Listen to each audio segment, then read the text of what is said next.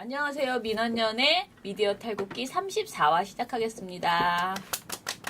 예, 저는 민원연의 김원경 사무처장이고요. 미디어 탈곡기의 이장입니다. 네, 민원연 배나은 활동가고 분야회장입니다. 네, 청년회장 이봉활동합니다. 예, 저희 오늘 시간이 많지 않다고 소식을 방금 전에 들어서요. 빛의 속도로 빨리 어물쩍거리지 말고 빨리 지나가겠습니다. 주말 잘 보내셨나요? 저는 주말에 잘 못 쉬었습니다. 일단 집안일도 굉장히 많은데다가 이 고영신 문제의 고영신 씨 때문에 예. 좀 쉴만하면 또 누가 뭐 어쩌고 저쩌고 이래가지고 그 뭔가 계속 해야 할 일이 계속 생겨가지고요. 고영신 씨 때문에 일을 제대로 쉬지를 못했어요. 네, 추천이 될 것으로 보인다 그러던데요. 아니, 뭐 어떻게 그럴 수가 있어요? 근데 정말 치명적인 하자가 있습니다. 이분이 이 방송통신위원은요 자격 조건에서 결격 사유가 있는데요. 그게 3년 이내에 다른 방송사에 이사나 그런 유관 활동을 했으면 안 돼요. 근데 이분이 한 게 있더라고요. 그래서 사실은 이런 우리가 이 사람의 발언을 털지 않아도 그냥 그 정확한 결격 사유가 있어요. 자격이 안 되는군요. 네, 자격이 안 돼요. 어디서 뭘 하셨죠, 이분? 그런데 제가 조금 이따 말씀드릴게요. 그런데 그거를 알고 있으면서도 이 사람들이 그냥 어물쩍 추천을 해서 넘어가려고 하고 있더라고요. 그래서 저도 그거를 모르고 있다가 이제 누가 그 얘기를 툭 하길래 보니까 언론노조에서 확인을 해보니까 맞다고 그래서요. 일단은 그냥 도대체 그럼 국민의당은 도대체 왜 그럴까요 도대체? 그러니까요. 자, 언론노조에서 뭐라고 했냐면요. 이 고영신 씨가 KBS 이사를 했었거든요. 야, 전에. 진짜로? KBS 이사를 거쳤고 그리고 2014년 3월에 부산 지역 대표 민방인 KNN의 사회 이사로 2년간 이것도 재직을 KBS 했대요. 계열이죠. 예. 이거는 SBS인가요? SBS하고 네, 같이 지역- 그러니까 같이 연결할 네트워킹하고 있는 지역 SBS랑 민방이죠. SBS랑 네트워킹을 하는군요. 네. 지역 민방이라서. 그러니까 2014년 3월에 그 2년간 사회이사로 재직을 했는데 그 결격 사유에 있는 게 방송통신 관련 사업에 종사하거나 위원 임명 전 3년 이내에 종사하였던 사람은 방통위원으로 임명할 수 없다 해서 지금 끝났네, 뭐. 이거 안 되는데 안 되는 사람이네. 예, 안 되는데 지금 하는 거예요. 근데 이거 말고도 안 될 이유는 너무 많습니다. 안 될 이유가 너무 많기 때문에 그렇게 노력하지 않아도 될 것 같은데 저희는 그래도 최선을 다해서 네. 너무 어이가 없는 사람을 추천했기 아니, 때문에 처장님께서 찾아내신 게 네. 정말로 안 돼야 되는 핵심적인 이유들이에요. 네, 정말로. 자, 그래서 일단은 방송통신심의위원회 거부터, 그러니까 사실 저는 방송통신심의위원회에서 우리가 낸 것 중에서 오히려 좀 별거 아닌 거에는 또 뭐 어쩔 때는 권고 의견 제시 같은 걸 주고 진짜 나쁜 걸 휙 넘어가는 경우가 많았는데 그래도 이건 사회적으로 방송통신심의위원회가 심의에서 지적이 된 거, 그러니까 뭔가 결의가 된 거는 사회적으로 어찌됐든 인정받은 거니까 공신력이 있는 거죠. 이거부터 이야기를 하자 해서. 공식적으로 나쁜 사람이라는 거예요. 네네. 그래서 고 노무현 그 유족에 대해서 비아냥거리거나 문재인 대표에 대해서 이제 비판하는 이런 내용이 먼저 이것이 주의를 받았어요. 달랑 하나. 그러니까 법정 제재 받은 건 요거 하나예요. 그래서 제가 요거부터 맨 위에 올려서 이제 보고서에서 썼는데요. 이게 이제 2015년에 노무현 전 대통령 서거 6주기 추도식에서 그 노건호 씨가 김무성 대표를 비난하는 추도사 발언이 조금 있었잖아요. 이거에 대해서 이야기를 하는데 고영신 씨가 이렇게 말해요. 작심 발언을 한 것 같은데 또 원고를 미리 써왔지 않습니까? 노건호 씨가 썼는지 아니면 노건호 씨와 다른 분들 그 주변의 친노 핵심 세력들이 김무성 대표가 참석하는 것이 이미 알려져 있었기 때문에 그것을 대비해서 이렇게 쓴 것 아닌가 하는 생각도 드는데 어쨌든 저는 노건호 씨의 발언을 보면서 아까도 예의라든가 품격 이런 얘기도 했습니다만 저 발언은 바로 지금 공경에 처해 있는 문재인 대표 등을 포함해서 친노가 모여라 말하자면 과거의 친노 세력들이 노무현 6주기를 계기로 해서 걸게하라 어떤 이런 선동문 같은 느낌이 들고 또 노건호 씨가 정치를 하겠다 이런 선언문 아닌가 하는 생각도 듭니다. 라고 말을 했어요. 예언가요? 네. 그리고 문재인 대표도 페이스북에다가 올린 게 있지 않습니까? 라면서 이제 이거는 문재인 대표가 쓴 글인데요. 노무현을 분열의 수단으로 삼지 마라. 또 정쟁의 도구로 삼지 말라고 말라고 하면서 친노, 비노 이런 걸로 다시는 얘기가 안 나오도록 해줬으면 좋겠다. 그런 발언을 했는데 이 발언을 얘기하면서 오늘 노건호 씨의 그런 어떤 강성 발언하고 맥이 다 있는 것이 아닌가 이런 생각이 든다라고 말을 했습니다. 이건 주의식이나 좋네요. 근데 이거는 근데 이게 이 말뿐만 아니고 이날 그 모든 진행자들이요 다 되게 세게 말을 하면서 김무성 대표를 그렇게 한 그 유가족에 대해서 엄청 심하게 말을 했어요. 다들. 그래서 이제 방송 자체가 주의가 나쁘지 방송 이 전체가 부분만 그런 게 네네. 아니라 그래서 주의로 의결이 됐고요. 이거보다 센 발언이 훨씬 많습니다. 이분은 고영신이라는 분이. 네. 그다음에 그 장성민의 시사탱크에서 장성민 씨가 철도 의료 민영화 이야기를 하니까 거기에다 대고 민주당의 요즘 대권 후보들이 설치고 돌아다니던데 어떻게 보십니까? 이렇게 장성민이 물어봐요. 원래 옛날에 원래 이런 말들 많이 했죠. 자, 이분은 지난 대선에 대선 후보로 출마했다고 합니다.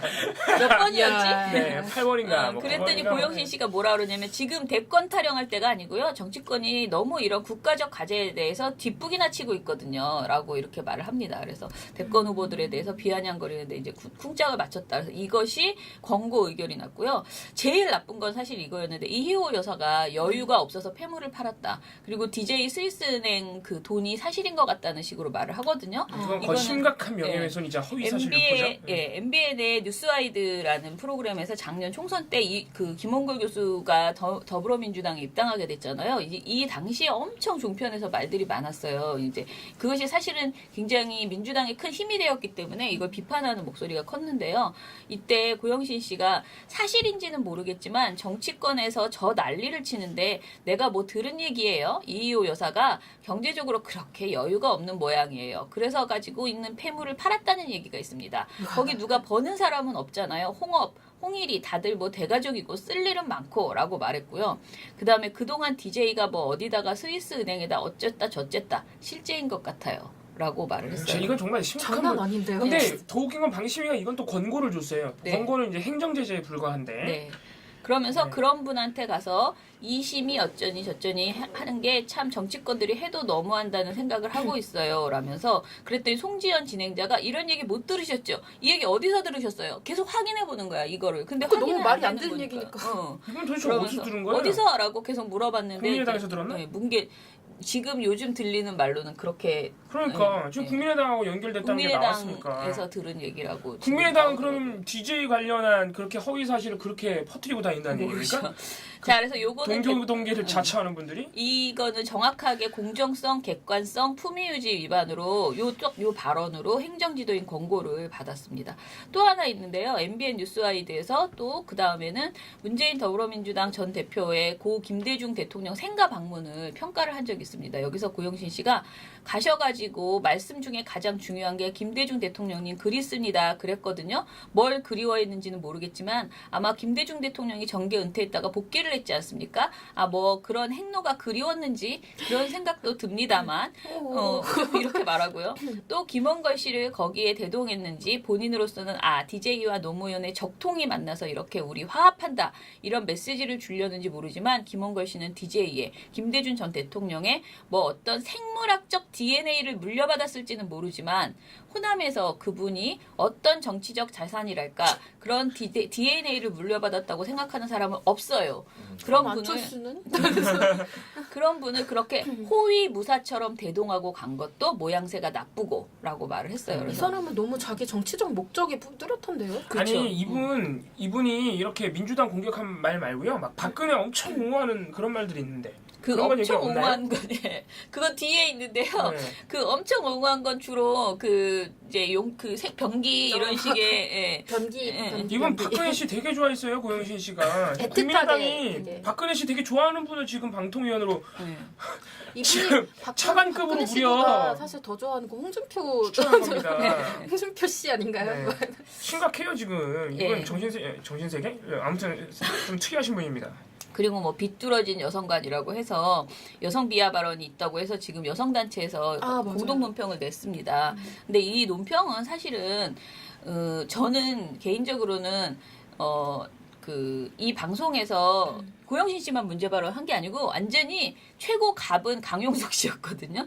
뭐냐면 황금펀치, TV조선 황금펀치에서 유병헌의 은신처 3대 미스터리라고 해서 그 유병헌의 여자에 대해서 이야기를 했어요. 근데 이거를 이제 그 방송에서 이제 강용석 씨가 당시에는 이제 있었는데 이 사람이 이제 난리가 난 거죠. 이제 여자 얘기 나오니까 뭐 막 진도가 막 그야말로 그 술집에서 하는 저질 사담으로 막 나갔거든요.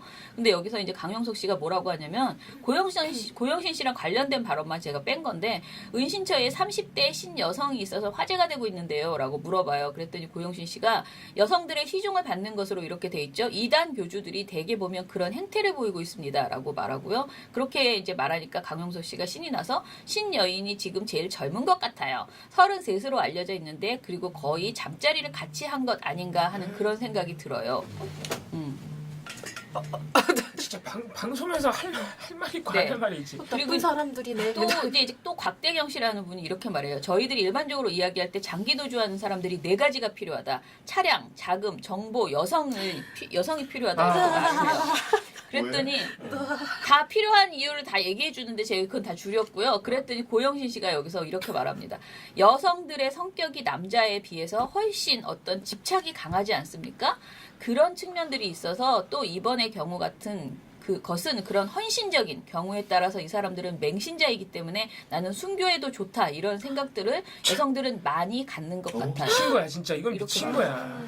이런 사람들은 정말 조리돌림을 해야 됩니다. 정말 저는 조리돌림을 언제나 반대하는데 이런 경우는 한번 크게 한번 아니 해줘야 이런 분이 됩니다. 방통위원이 된다고 생각해 보세요.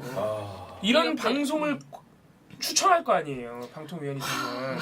그래서 아무튼 이 말은 되게 셌어요. 그래서 앞으로 양성평등 이런 발언이 나오는 방송들에 대해서 다 괜찮다고 그러니까 판단할 거 방송이 아니에요. 괜찮은 거죠. 이런 방송이 오히려 이렇게 고양되는 거죠.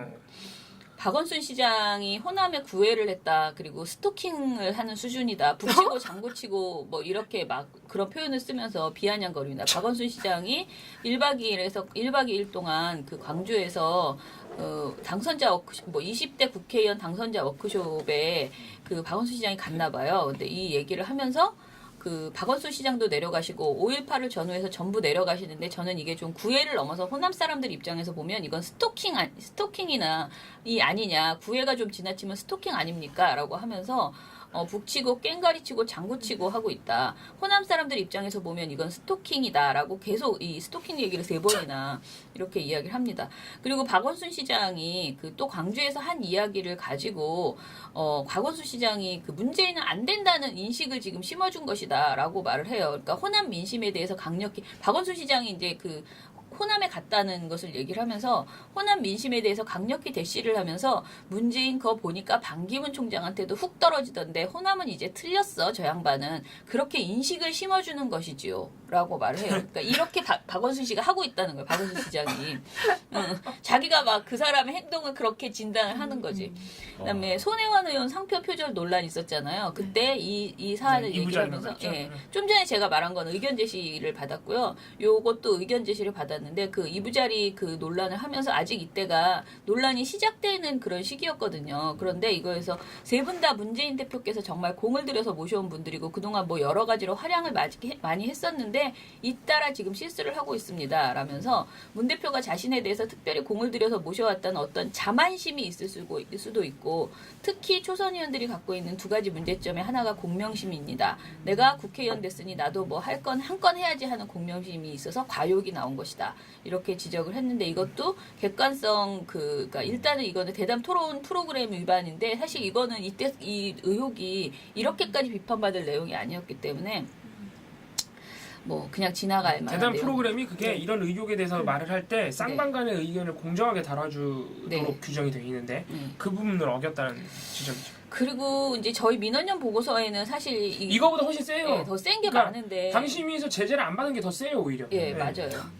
그런 것 같습니다. 그래서 되게 많아요. 제가 이걸 다 읽어주면 시간이 너무 많이 갈 것 같고요. 최근 사례를 좀 보면은요, 그 홍준표 지사를 정말 좋아해요. 그래서 홍준표 후보가 이렇게 막말을 많이 했잖아요. 네. 그 막말 되게 좋아해요. 팬이에요, 팬. 그 홍준표 지사에 대해서 얘기를 하면서 역시 홍준표 전 지사 산전수전 공준전까지 다 겪은 정말 선수 중에 선수가 하는 행동이라고 칭찬을 합니다. 노무현 그 뇌물 뇌물 먹고 죽은 사람이라는 그 발언 나왔을 때 이렇게 칭찬한 거예요. 그 발언에 대해서. 그다음에 홍준표 후보가 거친 말 이런 막말로 해서 비난도 많이 들었습니다만 뭐 이런 토론 과정을 보면서 뭐 넉살도 좋고 진짜 양념의 역할을 하시는 것 같아요라고 말했고요. 집권당의 원내대표, 당대표 또 4선인가 5선 거기에다 경남지사를 2번이나 한 정치적 관록이 무너다는구나 이렇게 칭찬을 했습니다. 그리고 SBS 전 이게 제일 냄새 났는데요. SBS 해수부 거래 오보 있잖아요. 문재인 후보 관련 이거에 대해서 이때 제가 이때 방송에서도 여기서도 얘기를 했는데 고영신 씨가 완전히 가짜다, 허위다라고는 볼 수 없다라고 말했거든요. 근데 이미 오보라고 얘기를 하고 있는데도 계속 이렇게 얘기를 해요. 그러면서 민주당 부산 선대위원장인 오거돈 위원장도 해수부 기구와 관련해서 SBS에서 보도된 내용과 유사한 발언을 한 것으로 지금 국민의당 측에서는 제시를 하고 있습니다. 그렇기 때문에 이 사실 자체가 SBS가 보도한 내용 자체가 완전히 허위다, 가짜다 이렇게 볼 수는 없습니다. 라고 말을 하고 다만 민감한 그런 보도임을 감안해서 게이트키핑을 했어야 되는데 이게 좀 약한 것 같다. 이 정도로 처리를 하거든요. 근데 이거는 지금 아직 심의가 안 나왔어요. 근데 사실 이거는 저쪽에서 오보라는데 자기가 지금 이건 심각한 하고 허위 있는 사실이죠. 거잖아요. 네. 국민의당이 그 오거돈 위원장 발언을 근거랍시고 제시했는데 그게 왜 근거가 될 수 없는지 저희가 다 말씀을 네. 드렸었고요. 네. 지금 그거를 다른 방송에 나와서 이게 MBN 빅5 같은데 맞나요? 네, 어디죠? 네. 네. 거기 나와가지고 또 이렇게 유포를 하는 거예요. 국민의당이 마치 되게 객관적인 근거를 제시한 것처럼. 네. 아무리 각 당에서 추천을 한다고 해도 기본적인 그러니까 내가 방송을 심의한다는 네. 그런 게 있어야 되는데 너무 그 당 입장을 유포하는데 네. 집중하고 있어서 저 사람이 정말 그 심의위원 자리에 올라갈 수 있는 사람인가. 제가 볼 땐 검증을 거치지 않은 것 같습니다. 근데 이건 민주당도 뭐 별로. 뭐 검증을 했기 때문에 저런 사람이 올라간 게 아닌가 그런 생각이 아 들어요. 오히려 검증을 네. 해서 찍어서 그냥. 박근혜 좋아하고 홍준표 좋아하니까 국민의당이 국민의당 네. 그 근데 입장을 국민의당이 그 정도의 그러니까. 당은 아닌데 그죠? 그러니까 저는 이게 개인적 친분 때문에 그냥 괜찮겠지 하고 너무 안이하게 한 것 같아요. 왜냐면 사람들이 이 그 종표에서 어느 발언을 했는지 다 알진 않잖아요. 그냥 나이 들고 뭐 교수고 뭐 그러니까 그냥 했을 것 같은데 그리고 언론인 출신이고 또 방송사 이사도 많이 했고 그러니까 그냥 사람들이 보기엔 방송 유관자, 방송 경력이 많은 사람 이렇게 보이는 것 같은데 일단 발언의 내용이 굉장히 문제가 많고요. 그리고 이제 아까 말한 정확한 결격 사유도 있고 그렇기 때문에 이게 저한테 어떤 분이 추천하면 다 되나요? 라고 했는데 추천하면 거의 다 되는 게 저희 되는 관례예요. 거예요. 그러니까 그런데 대통령이 원래 대통령 임명하는 거거든요. 근데 이걸 이거를 도저히 이대로는 임명할 수가 없다라고 판단할 수는 있어요. 근데 이제 보통은 추천하면 왜냐면 그 추천권이 그러니까 그 뭐라 그러죠? 법에 방송통신위원회 법에 누구누구가 추천한다라고 되어 있기 때문에 그거를 그렇게 무시하고 안 하는 경우는 별로 없었어요. 그러니까 예를 들면은 지금 고삼석 위원 같은 경우에도 추천을 했는데 계속 2달인가를 임명을 안 했어요. 안 해준 박근혜 거구나. 대통령이 막 질질 끌었는데 결국은 임명을 했거든요. 그러니까 특별한 뭔가 트집 잡을 게 없으니까 그냥 임명을 했어요. 근데 이번에 어떻게 될지는 모르겠지만 저는 이분은 만약에 국민의당이 끝까지 추천하잖아요. 그러면 지금 우리가 진짜 빙산의 일각만 딱 문제를 지적한 건데 다른 문제까지 다 털어서 아니면 결격 사유 하나만으로라도 저는 이거는 임명하지 않아야 된다. 이렇게 청와대 가서 네, 진짜 네. 집회라도 해야겠다. 네, 임명하지 않아야 네. 된다. 그런 요새 생각이 듭니다. 대통령 바뀌고 나서 청와대가 또 오픈돼가지고 네. 집회하기도 편하다고 합니다. 더 깊숙하게 네, 들어가서 깊숙하게 들어갈 수 있대요. 네. 정말요? 그러니까 나 어떻게 나 드레스 네. 사야겠다. 세상이 좋아졌어요. 그래서 이제 잘하면 대통령한테 보일 수도 있어 집회하면. 그래서 고영신은 안 된다. 찡찡이를 볼 수 네. 있나요? 네, 드디어 이제 진정한 민주주의, 정상적인 민주주의. 찡찡이는 좀 멀리 돌아다니지 않을까요? 네. 제가 또 목청이 크니까 소리 지르면 들릴 수도 있어요. 고영신은 안 됩니다. 찡찡이 보고 싶어. 그래서 박성재 기자 페이스북을 보다가 영감을 얻었다기보다는 이거라도 해야겠다는 마음이 들어서 자 뭐냐면은 박성재 기자가 최근에 나오는 그 이낙연, 강경화, 김상조 새 내각 후보자의 위장 전입 때문에 지금 논란이 크죠. 특히 이낙연 총리 후보자 같은 경우에 지금 야당이 인준을 거부하고 있습니다. 그래서 오늘 또 이게 이제 논의될 것으로 보이는데 이제 야권에서는 박근혜 문재인 대통령이 직접 사과해라. 이런 지금 말까지 나오고 있는 상태입니다. 물론 이제 새 후보자가 위장 전입을 모두 인정했고 그리고 문재인 대통령이 당선 이전부터 5대 비리 공직자 배제 그 원칙에 위장 전입이 포함되어 있기 때문에 사실 논란을 좀 자초한 면이 없지 않아 있습니다. 그래서 이 부분에 대해서 어떻게 문재인 대통령이 타개를 해 나가느냐 이 부분이 이제 좀 초미의 관심사인데 박성재 MBC 기자가 뭐라고 최근에 이 언론 보도, 그러니까 이 이낙연 후보자에 대한 언론 보도를 비판하셨냐면은 뭐 전부 위장전입 논란, 뭐 위장전입 논란 여야 대립, 뭐 위장전입 논란 청와대 난국, 뭐 이런 이제 보도들이 나온다 이거예요. 근데 그게 이제 국민의 눈높이를 전혀 맞추지 못한 것이다. 위장전입 한 거는 지금 도대체 모르는 국민이 어딨냐 이거예요. 그것 때문에 여야 싸우는 거 모르는 국민이 어딨냐. 근데 계속 그런 보도만 내면 안 되고 지금 후보자들이 겪고 있는 위장전입의 문제, 위장전입의 문제가 과연 역대 정권 인사들과는 어떻게 다른지 비교를 해줘야 된다. 기자라면은 그러니까 어떤 시청자들 또는 국민들에게 판단의 기준을 제공할 수 있는 정보를 줘야지. 계속 그 누구나 알고 있는 뭐 위장전입 논란, 여야 대립 뭐 이런 것만 계속 반복적으로 보도해봐야 아무 소용이 없다. 이런 비판을 하셨어요. 그래서 제가 요거 한번 볼만하겠다 해서 봤더니 역시나 방송사들도 대부분 이제 위장전입 논란, 여야 대립 격화 이런 제목의 보도가 주말간 계속 금토일 계속 이어진 겁니다. 그래서 이 새 후보자의 위장전입 관련 보도가 생각보다 많아요. 그래서 금요일, 토요일 이틀만 보면 기본적으로 방송사들이 최소한 4건, 그러니까 하루에 2건씩 하는 거죠. 그래서 많은 방송사가 JTBC에서 6건, 그래서 하루에 3건씩 하는 겁니다. 그래서 이런 상황에서 과연 박성재 기자가 지적한 과거 역대 정권의 위장전입 사례랑 이렇게 비교를 해준 보도가 나왔느냐? 나왔어요. 나오긴 나왔어요. 어디서? 네. 자, JTBC, TV조선이 한 건씩 보도했습니다. TV조선. 네, 다른 방송사들은 한 건도 나오지 않았고, 그러니까 다른 방송사들은 전부 다 보도가 야권의 반발. 이게 그러니까 야권의 반발이라는 게 아까 지적해드린 여야 대립 격화 또는 이제 MBC 같은 경우에는 아예 대통령이 직접 사과해라를 제목으로 뽑아요. 그러니까 방송사들이 보통 야권의 반발을 어떻게 전하냐면은 뭐 여야 대립 격화 또는 뭐 청와대 난국에 빠져 뭐 이런 식으로 뽑고 있는데 MBC는 아예 이게 이제 저희가 흔히 지적하는 따옴표 보도인데 따옴표를 쳐가지고 대통령이 직접 사과하라 이렇게 제목을 뽑아버리는 거예요. 자유한국당 예, 딱 자유한국당의 주장은. MBC가 계속 그런 짓을 하고 있어요 최근에. MBC TV조선의 그 대표적인 최근의 보도 경향 중에 하나가 뭐냐면 야권의 입장을 전한다고 해놓고 정의당은 빼는 겁니다. 왜냐면 정의당만 자꾸 피트가 나가거든. 네. 아무튼 그런 식으로 계속 보도를 하고 있습니다. 그래서 JTBC, TV조선이 한 건씩 보도를 냈어요. 그래서 참 이거는 그 좋은 보도입니다. TV조선은 이 똥볼창 실수한 게 아닌가 싶을 정도의 보도인데 무슨 보도냐면은 이명박 정권 들어서는 하도 위장전입이 많으니까 이 이제 부동산 투기용하고 교육용하고 이렇게 구분을 하기 시작했다. 이명박 정권 들어서. 그래서 부동산 투기용들은 다 낙마를 했고 교육용으로 위장전입한 사람들은 그래도 봐주는 경향이 있었다.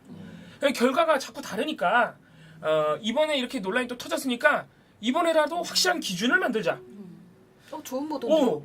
깜짝 놀랐어요. 그래서 얘네 이거 왜냐면 지금 TV조선이 최근에 그 보도 경향이 이렇지가 않아요. 게이트키핑이 안 된 거 아닙니까? 그러니까 게이트키핑이 안 된 거야 내가 볼 때는. 그냥 어제도 이거 어제 방송까지 본 거예요. 제가 어제 방송을 보는데 뭐가 나왔냐면 어제는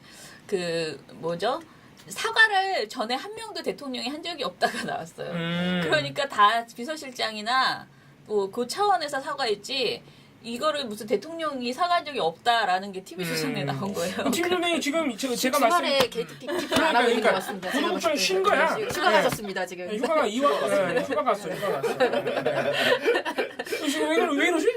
이 보도를 해서 몇 번이나 봤어요. 이 화면 안에 뭔가 이상이 있을 것이다. 기자들이 하면 한다니까. 데스크들이 문제야. 그래서 아무튼 굉장히 합리적인 제안을 한 거죠. 이거 민주당에서도 비슷한 제안을 했거든요.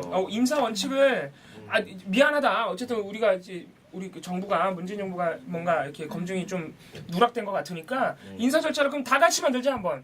이렇게 하면 사실 자유한국당이나 바른정당이 할 말이 없거든요. 그죠. 네. 아무튼 그래서 우리나라의 많은 분들이 참. 그렇게 되면은 자유한국당 출신은 거의 앞으로 공직 못 한다고 보면 돼요.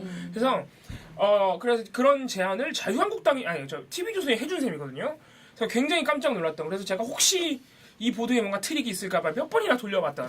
하지만 그냥 그런 보도였다. 네. 의외로 또 빨리 돌리거나 거꾸로 돌리면 다른 메시지가. 그런가요? 아무튼 그리고 JTBC는 그런 제안까지는 나가진 않았고 이명박 박근혜 정부에서 훨씬 더 위장전입, 특히 부동산 투기 전입이 많았다. 이런 비판을 해줬습니다. 네, 지금 4대강 16개 가운데 지금 제일 심한 거, 녹조 발생이 심한 거 6개에 대해서 6월 1일부터 이제 상시 개방을 하기로 결정을 했잖아요. 근데 요거 관련해서 조선일보가 아주 대대적으로 일면 머리 기사로 해서 관련 보도를 내놨는데요. 이게 네. 이게 기사만 보면은 마치 그 인근 농민들이 농업용수 확보가 좀 걱정이 된다. 이런 내용을 담고 있는데 네. 기사를 보고 있으면 약간 좀 아잉? 음. 좀 수상합니다. 이게 왜 이런 보도를 했지 하는 그런 지점들이 몇 가지가 있어요. 왜 그런 생각이 들었는지 간단하게 말씀드릴게요. 네. 일단 일면 머리 기사 제목이 가뭄인데 이제 물 어디서 끌어오나 이거고 네, 저 얘기 계속 하네. 3면 머리 기사 제목이 공주보 수위 25cm 내려가면 일부 양수장 속 타는 농심 이거예요. 그리고 그 사진 기사 제목도 이 물이 공주보에서 끌어올린 금강물 이래서 이렇게 물을 대고 있는 농부의 모습을 담고 있고요. 네. 나머지 기사도 다 이런 식이에요. 뭔가 농부들의 목소리를 전하거나 농심을 이렇게 부각하는 기사들이에요. 근데 결국 핵심은 보를 개방하면 양수장을 돌릴 수 없을 정도로 물의 수위가 낮아져서 그 농업용수 공급이 좀 어렵지 않겠느냐 이런 걱정들을 담고 있는 건데 이 기사를 보면서 제가 너무 이상했던 게 일단 1면 머리 기사랑 3면 머리 기사만 보면 정부가 막 되게 농민들이 걱정하건 말건 무조건 개방한다. 네, 네. 뭐 물수위도 신경 안 쓰고 그게 환경 문제이기 때문에 어쩔 수 없다. 이런 식으로 하는 것 같아요. 그게 목적이죠. 지금 그런 기사를 내는. 근데 그 기사를 보면 3면 하단에 있는 그러니까 예를 들면 상단에 왜 신문이 이렇게 반으로 접히잖아요. 네네네. 상단 기사에서는 전혀 그런 게 안 보이다가 하단에 있는 기사를 딱 보면 정부가 어떤 입장을 갖고 있는지를 별도의 기사로 그치. 빼서 다운로드 대책을 해서 가지고 있으니까. 네, 전달해 주는데 그게 뭐냐? 정부 그리고 큰 따옴표 농업용수 문제 없을 정도까지만 수위 낮출 것. 그렇게 하면 돼요, 실제로. 네. 네, 이거예요. 실제로 그렇게 하면 땡이에요. 그리고 실제 뭐가 문제냐면 정부가 애초에 이걸 발표할 때부터 농업용수 공급에 문제가 없을 정도로만 하겠다고 네. 계속 말했고 이 기사 안에서 조선일보가 취재한 결과에 따라도 양수장이 실제 가동될 수 있을 정도로만 수위를 조절해서 물을 빼겠다. 그렇게 입장을 명확하게 밝히고 있어요. 그러면 사실 이 문제는 해결이 된 거거든요. 보도를 내면 안 되는 거예요. 네, 해결이 된 건데 1면 머리 기사, 3면 머리 기사에선 전혀 마치 다 뺄 것처럼. 네. 그래서 농민들이 계속 걱정하고 있는 네, 것처럼 타들어가는 농심. 그게 다 그런 예시들, 농민들이 걱정하는 막 그런 목소리를 계속 반복해서 내놓고 있고, 그리고 되게 웃긴 게 그 예시들에서 계속 반복이 되는 게 4대강 사업으로 우리가 물을 이렇게 공급받은 것이다 라는 그런 뭔가 4대강 사업이 잘 된 것 같은 뉘앙스의 그렇죠. 네. 그런 표현들이 계속 반복이 되고 있는 거예요. 근데 그 반면 환경 문제나 이런 건 한마디도 없어요. 그렇죠. 네. 녹조라는 단어도 진짜 거의 가장 강하게 쓴 내용이 3면 머리 기사에 가둬둔 물을 흐르게 해 녹조 라떼라는 말이 나올 정도로 악화된 수질을 개선하겠다는 취지. 요거 말고 나머지 말이 한마디도 없어요. 다 그냥 녹조라는 어떤 그냥 단순 언급 정도밖에 없는 것인데 이 지금 요번에 개방 결정한 보호의 어떤 환경 상황을 봤을 때 이거는 정말 납득할 수 없는 보도 양상인 네. 거죠. 또 하나 제가 좀 되게 웃긴 게 제목이 백제보 도수로 없었다면 이미 주민 48만 명 물비상. 이런 기사가 있는데 이 기사가 사실 제일 웃깁니다. 왜냐하면 이 기사가 이 지역, 그러니까 보령댐에서 물을 공급받는 충남 지역은 가뭄으로 물이 부족한 상황이지만 4대강 공사로 풍족해진 금강물을 끌어와 생활공업용수 공급이 차질 없이 이루어지고 있는 것으로 나타났다라는 어떤 정부 보고서를 인용하고 있는 기사예요.